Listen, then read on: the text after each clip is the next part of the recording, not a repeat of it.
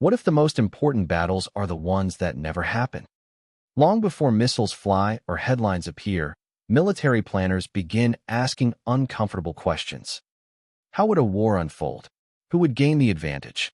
And perhaps the hardest question of all, can anyone truly predict the future of war? Today, we examine one of the most debated strategic questions of recent decades, not to determine who was right, but to understand how governments, militaries, and analysts attempt to think about wars before they begin. Hello, friends. Welcome back to another episode from History Talk and Common Sense. In our previous episodes, we explored the growing tensions surrounding Iran and the Persian Gulf. But before events unfolded, another story was already taking place. Inside military headquarters, intelligence agencies, universities, and think tanks. For years, analysts tried to answer a simple but enormously complicated question. If conflict came, what would it actually look like? Modern governments rarely make military decisions without planning. Armed forces conduct war games. Intelligence agencies prepare assessments. Universities and independent research organizations build strategic models. These exercises are not predictions. They are tools designed to test assumptions, expose weaknesses, and explore possible outcomes. History offers many examples where military planners underestimated an opponent or prepared for a conflict that never unfolded as expected. The purpose of planning is not to predict the future with certainty. It is to prepare for uncertainty. For years, one scenario attracted particular attention. What might happen if Iran came into direct military conflict with the United States or one of its regional partners? Different institutions reached different conclusions. Some analysts argued that superior American air power and technology would dominate the battlefield. Others emphasized Iran's asymmetric capabilities. Dispersed missile forces, proxy networks, cyber operations, naval tactics in the Persian Gulf, and the ability to influence regional energy routes. Many studies also warned that even a limited conflict could produce consequences extending far beyond the battlefield, affecting global energy markets, shipping, diplomacy, and regional stability.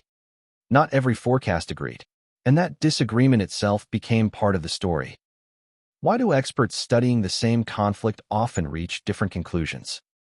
Because every model begins with assumptions. How quickly would political leaders respond? Would neighboring countries become involved? How effective would missile defenses prove? How resilient would supply chains remain? Would the conflict stay limited or expand? Small changes in these assumptions can produce dramatically different outcomes. History repeatedly reminds us that wars rarely unfold exactly as expected.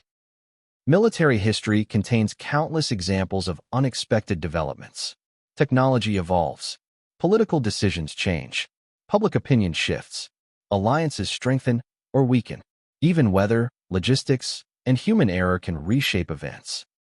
Strategic planning remains essential, but every serious planner understands one uncomfortable reality. No simulation can fully capture the complexity of the real world. That is why professional military organizations continuously revise their plans as circumstances change. Perhaps the greatest value of these studies is not that they tell us exactly what will happen. It is that they reveal what decision-makers considered important before events unfolded. They show which risks governments feared, which capabilities they invested in, which assumptions guided their planning. Some forecasts proved remarkably insightful, others did not, and many questions remain debated today. That is not a weakness of historical study. It is part of how history is written. History rarely gives us complete answers. Some documents remain classified for decades. Others are destroyed. Participants remember events differently. Every generation rewrites part of the story as new evidence emerges. Perhaps that is why studying history is less about finding perfect certainty and more about learning to ask better questions. The planners made their calculations. The strategists offered their warnings. Politicians made their decisions.